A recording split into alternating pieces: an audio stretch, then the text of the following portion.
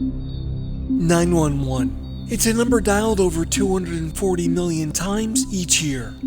In all cases, these calls are answered by trained professionals, and many are certified NENA ENPs.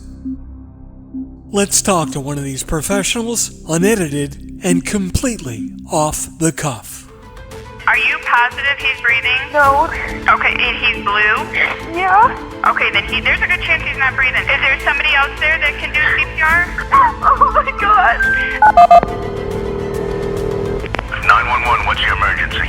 NENA, the National Emergency Number Association, and the NANCI-approved Standards Development Organization, has created the Emergency Number Professional Accreditation, specifically for public safety professionals. ENP certification establishes the benchmark for performance, signifying a broad-based competence in the public safety field. Successful certification completion demonstrates an individual's mastery of the knowledge base requirements for an emergency management position. So join me as we talk to yet another new ENP, unedited and completely off the cuff. Hey, it's Fletch. Welcome to another session of Off the Cuff, True Confessions of an ENP. Today we're sitting down with Jeffrey Satkowski, who's the Executive Director at Lapeer County Central Dispatch. So where in Michigan? Give me the map. Show me where you are. Right about here. All right. We're east of Flint and north of Detroit. That's what I love about people from Michigan. I'm like, where you live? Well, let me show you. Yep. And if you're from the UP, you can just put your hand sideways and point. That's great. So when did you get involved in 911 and why? So 2002 January is when I was hired. And the way I got in here was kind of interesting. So I was in the Marine Corps and I got out of active duty and I came back home and I was working at Home Depot, trying to just get back into civilian life. And normally I worked afternoon shift, but this particular day I had to come in early and help open the store. And so I show up at like 5 a.m. and out comes a police officer, a sergeant. And I looked at him and I'm like, Robbie? Because I knew him, from as a child. I'm friends with his nephews. And so there was an alarm at Home Depot that morning. So the city police were there checking on it. He was coming out. And so I hadn't seen him in years.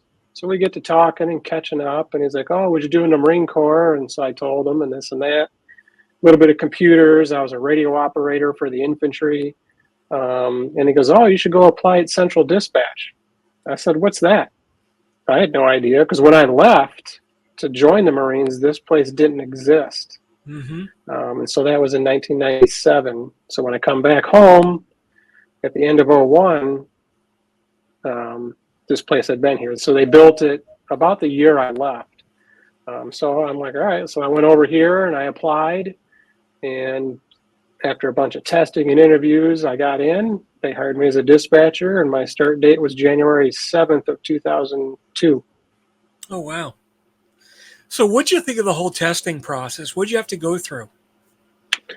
So it's still more or less the same today. We tweak it as we go along, but there was a typing test. You had to get about 35 words a minute corrected.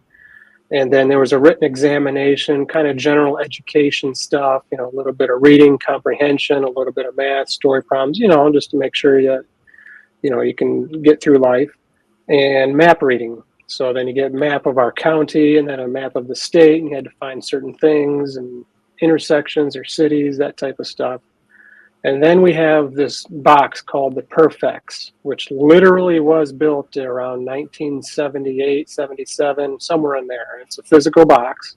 It's got a microphone on it, buttons and switches and knobs and pegs and rings, and then we play a recording. So on that recording, it's going to read off letters and numbers, kind of mimics a license plate, and it just gets progressively faster and faster, and you've got to write them all down, and then it's going to say, press button A1, and then put the red ring on peg number 2, and turn the knob and speak into the microphone, and do all these things. Oh, wow. So we call it a multitasking test, or I like to be a little more precise and say it's a prioritization and speed test, because that's what that does. But either way, whatever way you want to call it, that's a tough one. And then the phone rings and you got to talk on the thing and take messages because the sergeant and the chief need this message and all these things. Well, I've never heard of that type of box, but what a great physical, mental comprehension. I mean, you're testing everything right there. That's almost like putting somebody on a shift. Yeah, it's almost as close to the real thing because we also play a 911 call where it's just, chaos and screaming and you can hardly understand anything and you got to get the address and what's wrong and any other key information, which is reality for us, as you know. Well, are those real 911 calls you play? The original tape, I don't know if the original was a real call or not. Could have been the way it sounded. But the tape was so old, I was able to record it onto digital and then put it onto a CD a number of years ago. And then I think we dubbed in one of our own calls in there that we play. So the tape sounds a little weird. It sounds one way, and then you got this call that sounds way different, and then you go back to it. But I believe we have a real 911 call in there now. Yeah, I did see a YouTube video of was done by a TV station. They'll go out and they'll say what it takes to be a paramedic for a day, what it takes to be a welder for a day. And they did a police dispatcher, and they went through the whole testing criteria, the whole process, abbreviated obviously.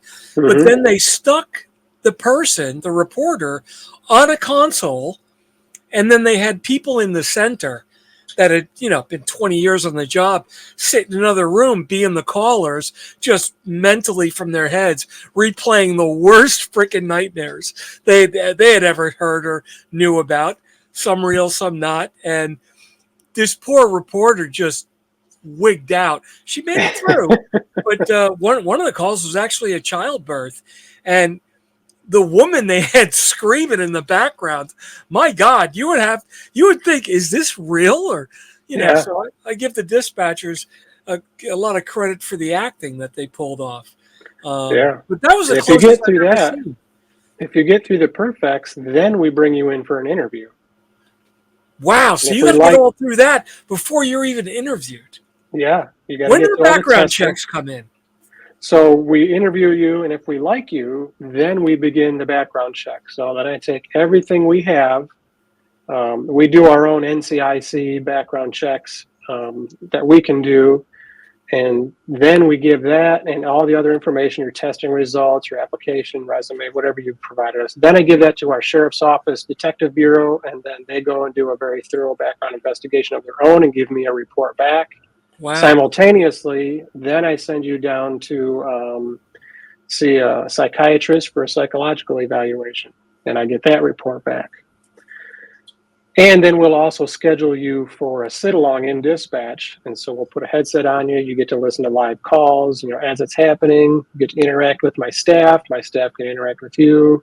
Because part of the interview process, what we're trying to do is find out if you're a good fit for us, but the candidate needs to find out if we're a good fit for them too. And so that's all part of this process. So you do the sit-along, we get the background, the psych, and then if you get through all that and we still like you, then you go downtown for the normal HR stuff, drug test and whatever other paperwork, then you bring on board. So it's a lengthy process, and we've tried to streamline that as much as we can and condense it down time-wise because it does take a while, but we need top people. And it's hard to get good candidates. It is. It is really hard to get good candidates. And do you have anybody that washes out late in that process? So yes. I'm sure people walk during the sit-along. Yes. We have had that happen once. We had a stabbing one night, actually, and the candidate was offered to listen to the call because he wasn't sitting at the console that took the call, and he didn't want to hear it. Wow. And we're like, well, I guess this job really isn't for you then. Yeah. So. Yeah. It's like going to a surgeon and going, I don't really like blood. Well. Yeah. Wow. How about the drug testing? Is that a problem anymore with, cannabis being legalized in a lot of places? What's the law in Michigan on that? It's legal in this state. However, as we still know, it's still on the Federal Register as a scheduled whatever drug. So still illegal at the federal level. The county has a policy against marijuana still. If the feds change that, I'm sure the county will too. But to answer your question, I don't think I've ever had anybody go positive on a drug test that we've ever hired or even tried to hire. So for us, it has not been a problem. That's good, because you wonder about that sometimes. It's becoming so common. That's, if anything, it's narrowing down the candidate pool even further. Do you guys do credit checks as well? No, we don't. See, that used to be, I don't know, maybe 10 years ago, that was a big thing.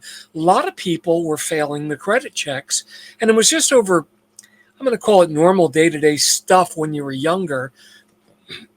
You didn't pay attention to, and you got something that's hanging out there. Heck, when I went to buy my house, I found a couple little stupid things that just got forgotten about. And, $35 here. Okay, well, let me write a check. Yeah. How about sending me a notice, right?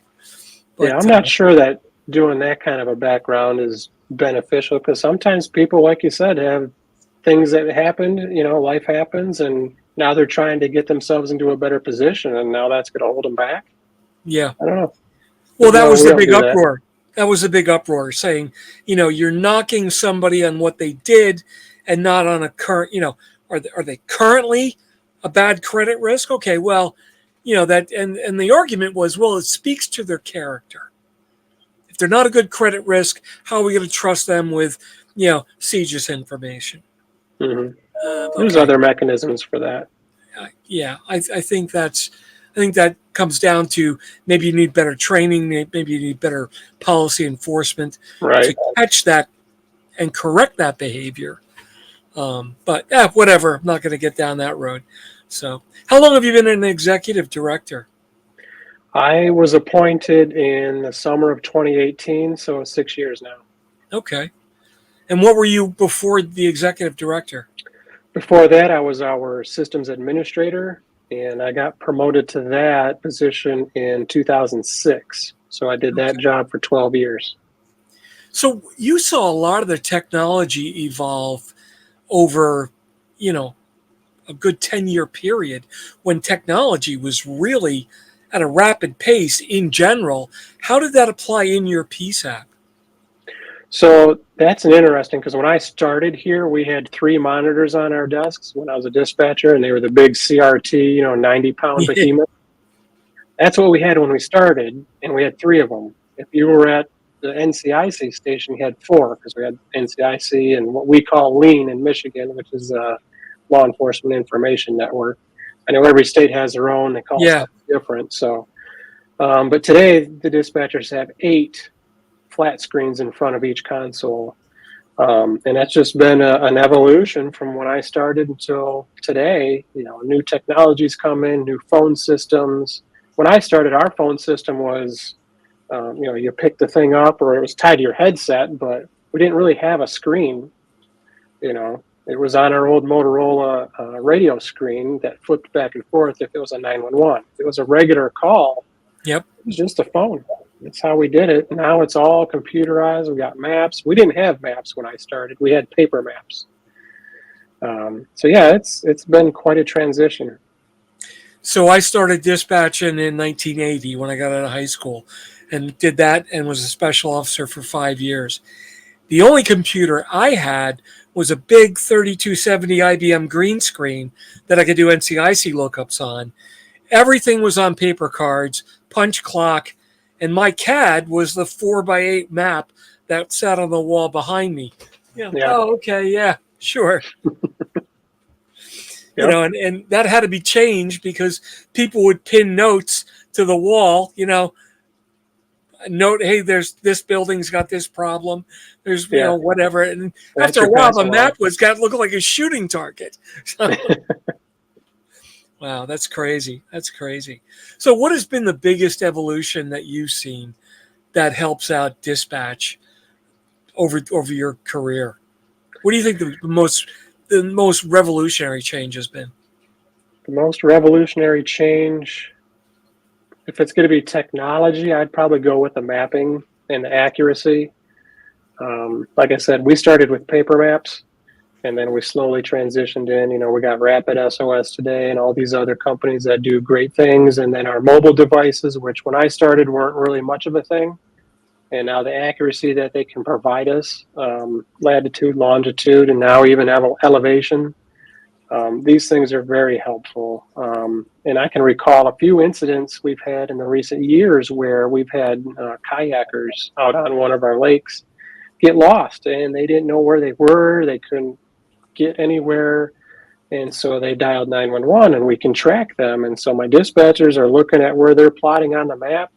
And then we've got our aerials, so we can see, when the plane flew over or the satellite and took all the photos, we can see where they're at and we can guide them, go this direction, go that way, look for this house or that barn, or here's the dock.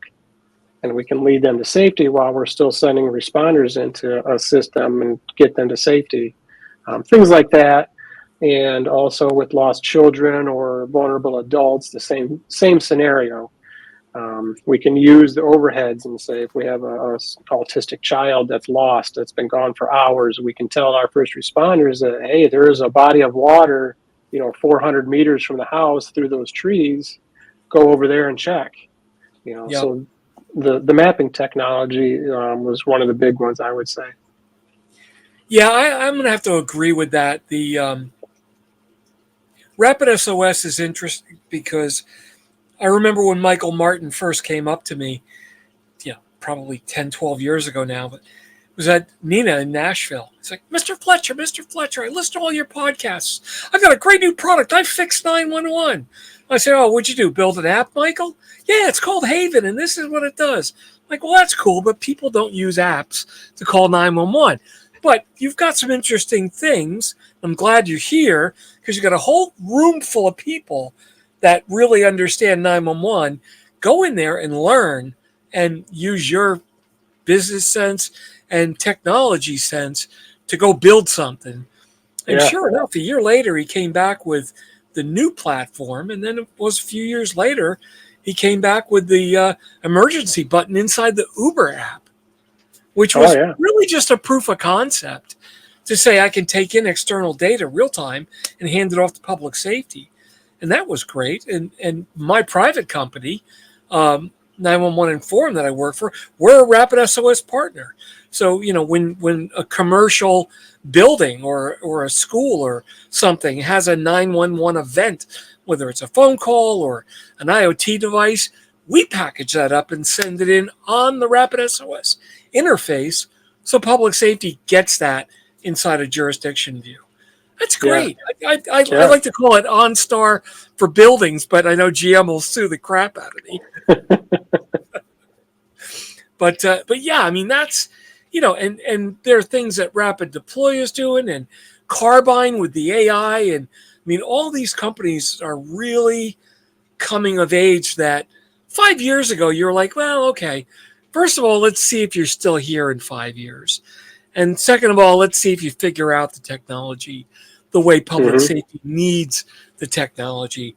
And, maybe where they were 10 or 15, 10 years ago, they're probably 5 or 6 now. So that's natural. A lot of consolidation. Yeah, natural selection, I call it, right? Yeah. So, but, and the stuff that's out there now across the board, I think it's reached a plateau where you've got a choice from 5 or 6 good vendors that will provide you with a solution. So I don't know if you make your purchasing decisions, but whoever does has got a nice menu to pick from and compare. It's no good if you're the only technology on the block because that gives you no incentive to improve or stay that way. Right. Competition's good. Competition leads to innovation. So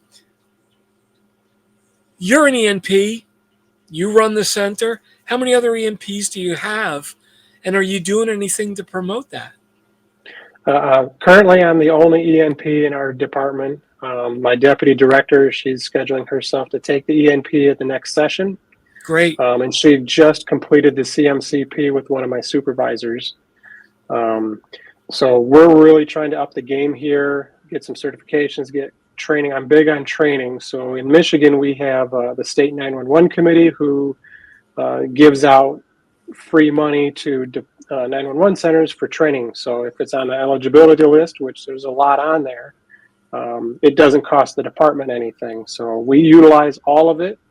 And then I also build in additional training funds out of my own budget for other training that may not be on the approved list, or if I use up all of that, I still have budget left over to send people to training. So I'm very big on training. I want my people certified. I want them trained to be able to do the job and serve the public as best we can.